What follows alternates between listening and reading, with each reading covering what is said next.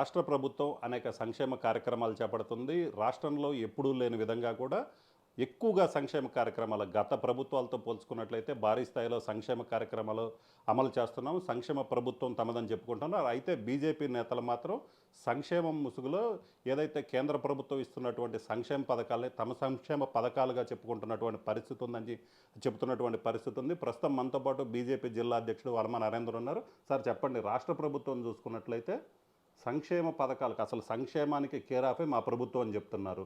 నాడు నేడు కావచ్చు, ఇలాగ చాలా పథకాల ద్వారా పూర్తిగా 2,30,000 కోట్ల దాకా డైరెక్ట్ బెనిఫిట్ ఇస్తున్నామని చెప్తున్నారు. మీరేమో కేంద్ర ప్రభుత్వం ఇస్తున్న పథకాలే అని చెప్తున్నారు. అంటే ఏంది రాష్ట్ర ప్రభుత్వం చెప్తుంది అవాస్తవం అంటారా? అందరికీ నమస్కారం. ఏదైతే రాష్ట్రం అప్పులు పాలవుతుందికి ప్రధాన కారణం ఈ సంక్షేమ పథకాలని తీసుకొచ్చి డైవర్ట్ పాలిటిక్స్తో ఈ యొక్క వైసీపీ ప్రభుత్వం నడుపుతుంది. దానికి ఉదాహరణ మొన్న జరిగిన తుఫాను ఏదైతే బీభత్సం ఉందో దానికి కేంద్ర ప్రభుత్వం 500 కోట్ల రూపాయలు ఇస్తే ఈ రాష్ట్ర ప్రభుత్వం కనీసం ఒక్క రూపాయి కూడా ఈ రైతులకి చెల్లించకుండా డైవర్ట్ పాలిటిక్స్తో ఈ యొక్క రాష్ట్ర ప్రభుత్వం మళ్ళీ అధికారంలోకి రావడం కోసం ఏదైతే ఎమ్మెల్యేలు మారుస్తూ డైవర్ట్ పాలిటిక్స్ చేస్తూ పబ్బం గడుపుతుంది. కానీ ఇక్కడ సంక్షేమ పథకాల పేరుతో సంక్షేమం లేకుండా చేస్తూనే ఉంది. భారతీయ జనతా పార్టీ కేంద్రం నుంచి అనేక సంక్షేమ పథకాల పేరుతో తీసుకొచ్చి వాళ్ళ కాళ్ళ మీద వాళ్ళు నించునేటట్టు కార్యక్రమాలు రూపొందిస్తూ వారిని నిత్యం వాళ్ళ కాళ్ళ మీద నుంచుంటూ వాళ్ళ యొక్క జీవనోపాధి పెరిగే విధంగా చేస్తుంటే ఈ రాష్ట్ర ప్రభుత్వం డైవర్ట్ పాలిటిక్స్ స్టిక్కర్ పాలిటిక్స్తో కేంద్రం ఇచ్చే పథకాలని పేరు మారుస్తుంది తప్పితే ఇక్కడ సంక్షేమమే లేదు, సంక్షోభం తప్పితే సంక్షేమమే లేదని మేము మరోసారి చెబుతున్నాం. దానికి ఉదాహరణ మీకు ఇందానే చెప్పినట్టు ఈ యొక్క తుఫాను బాధితులకి 500 కోట్లు ఇస్తే డైవర్ట్ చేయడం కోసం అట్లా చేశారు.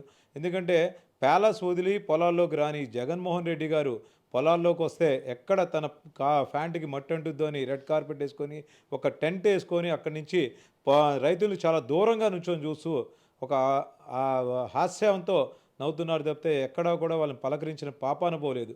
కనీసం వారికి చేదోడు వాదోడుగా ఉండటానికి తక్షణ సహాయం 50,000 ప్రకటించమని భారతీయ జనతా పార్టీ కోరుకుంటే ఈ రాష్ట్ర ప్రభుత్వం 2,500 రూపాయలు అంటే కేంద్రం ఇచ్చిన 500 కోట్ల రూపాయలని డివైడ్ చేసుకుంటూ 2,500 రూపాయలు మటుకే రైతులకు ఇస్తూ మళ్ళీ 80% సబ్సిడీ అని ఒక మభ్య పెడుతున్నది తప్పితే సంక్షేమం పేరుతో ముసుగులో ఈ యొక్క ఓట్లు రాల్చే కార్యక్రమం తప్పితే ఎక్కడో కూడా సంక్షేమ పథకాలు చేయట్లేదు.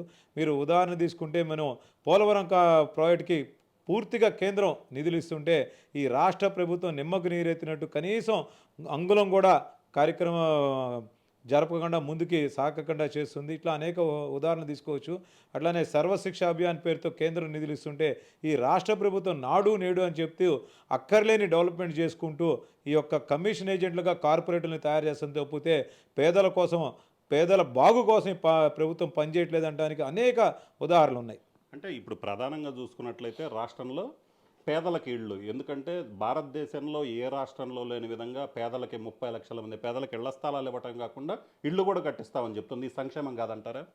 గత ప్రభుత్వం ఈ ప్రభుత్వానికి ఇద్దరూ కూడా ప్రధానమంత్రి కేంద్ర ప్రభుత్వం ద్వారా వచ్చే నిధులు ప్రజలకు తెలిస్తే వారి యొక్క సంక్షేమం కానీ వారి యొక్క ఓటు బ్యాంకు పోతుంది అనే ఉద్దేశంతో గత ప్రభుత్వంలోనేమో పేరు కూడా లేదు. ఈ ప్రభుత్వం వచ్చేటికి ఒక చిన్న ఇంగ్లీష్ అక్షరాలతో పిఎం అని ప్రధానమంత్రి ఆవాస యోజన కింద వచ్చే 1,80,000 రూపాయలని ఈ పేదలకు ఇవ్వకుండా టిట్కో ఇళ్ళని వాళ్ళకి పంచకుండా అన్నీ కూడా వారి యొక్క చేతుల్లో కబంధ అస్త్రాలతో ఉంచుకుంటున్నారు తప్పితే ఈ ఎమ్మెల్యేలు చుట్టూతూ పేద ప్రజలు తిరగాలి నిత్యం, తద్వారా మా ప్రభుత్వానికి అనేక మంది సానుభూతి పరులున్నారు తెలియజేస్తున్నారు తప్పితే ఎక్కడో కూడా ప్రధానమంత్రి తన ఫోటో కానీ తన ఇది కానీ అడగట్లేదు. కేవలం పేదల కోసం 1,80,000 రూపాయలు మా సంక్షేమం కింద ఇల్లు లేని వారికి ఇల్లు కట్టుకోవడానికి ఇస్తుంటే దీన్ని కూడా ఈ జగన్మోహన్ ప్రభుత్వం డైవర్ట్ చేస్తుంది. అట్లానే ఆయుష్మాన్ భారత్ అని పేద ప్రజలకి ఒక్కొక్క వ్యక్తికి 5 లక్షల రూపాయలు చొప్పున బీమా సౌకర్యం కల్పిస్తుంటే ఈ ప్రభుత్వం దాన్ని ఆరోగ్యశ్రీ పేరుతో ఈ పేద ప్రజలకి ఆయుష్మాన్ కార్డు కూడా రాకుండా చేస్తుంది. అందరికీ మీ ప్రజలకు తెలియజేస్తుంది అంటే మీరు ఈ ఏఎన్ఎంఎల్ని వాలంటీర్ నిలదీసి ఆయుష్మాన్ భారత్ కార్డు తీసుకోండి. ఈ ప్రభుత్వంలో కాకపోతే మీరు వచ్చే ప్రభుత్వంలో అయినా సరే మనం ఈ ఆయుష్మాన్ భారత్ కార్డు ద్వారా మీ యొక్క ఏదైతే అనారోగ్యం ఉందో దాన్ని బాగు చేసుకోవచ్చు. ఇక్కడ కుదరకపోతే పక్కనున్న తెలంగాణ వెళ్ళొచ్చు, తమిళనాడు వెళ్ళొచ్చు, కర్ణాటక వెళ్ళొచ్చు, ఢిల్లీ వెళ్ళొచ్చు, ఎక్కడికి వెళ్ళినా సరే ఈ ఆయుష్మాన్ కార్డు మీకు పనిచేస్తుంది. మీ యొక్క ఆరోగ్యమే భారతీయ జనతా పార్టీ కేంద్ర ప్రభుత్వం లక్ష్యం. అంటే మీరు చెప్తున్నారు ఏదైతే ఇలాగా అన్ని కేంద్రం ఇస్తుంది, రాష్ట్రం ఏమి ఇవ్వట్లేదని. ఓ పక్క చూసుకున్నట్లయితే హాస్పిటల్కి సంబంధించి చూసుకుంటే ఈరోజు వైద్య ఆరోగ్య శాఖ మంత్రి కూడా మన గుంటూరు జిల్లాకు చెందిన వ్యక్తే.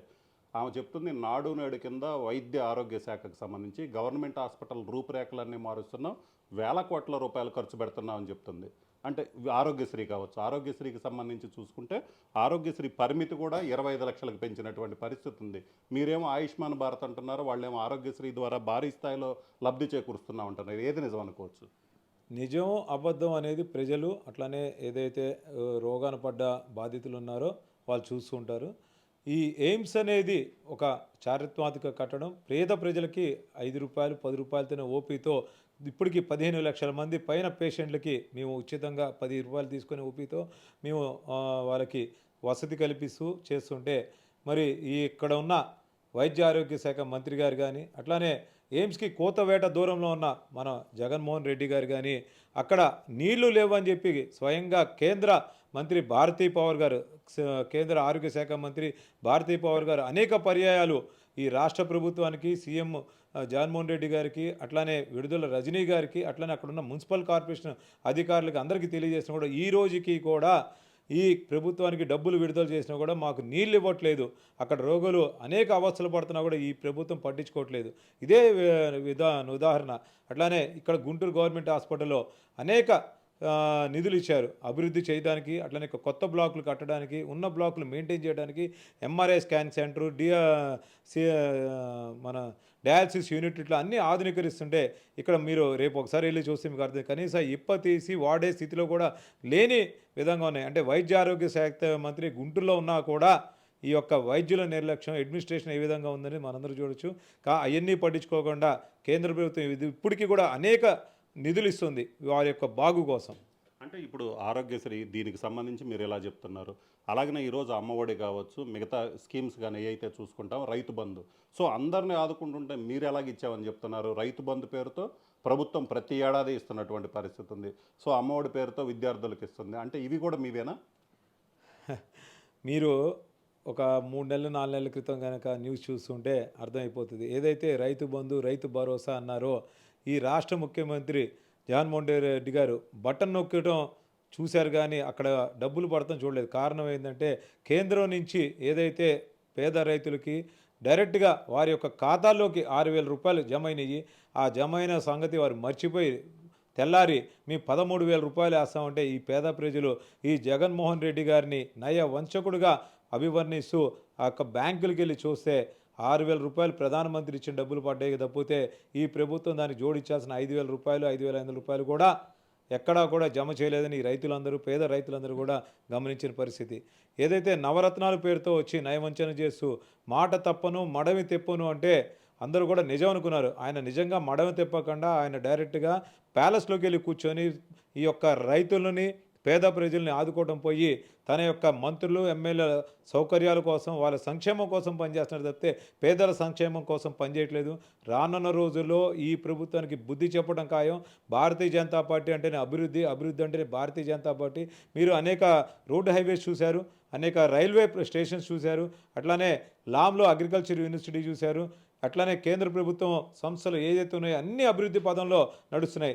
ఈ రాష్ట్ర రాజధానికి ఏకైక రాజధాని అమరావతి అని చెప్పి కేంద్రంలోని నరేంద్ర మోడీ గారు అనేక పర్యాలు చెబుతున్నారు. ఏదైతే 18 రకాల ప్రాజెక్ట్స్ ఏదైతే ఉన్నాయో ఈ రాజధాని చుట్టూ అవి ఎక్కడా కూడా ఆపలేదు.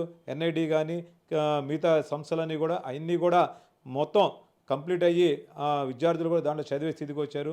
ఈ గత 2 ప్రభుత్వాలు భారతీయ జనతా పార్టీ ఆంధ్రప్రదేశ్లో అభివృద్ధి చెందుతుంటే చూడలేక మా పైన అక్కర్లేని నిందలేస్తూ పబ్బం గడుపుతున్నారు, డైవర్ట్ పాలిటిక్స్ చేస్తున్నారు, స్టిక్కర్ ప్రభుత్వాలు చేస్తున్నారు తప్పితే వీళ్ళు ఏ మాత్రం కూడా చిత్తశుద్ధి లేదు.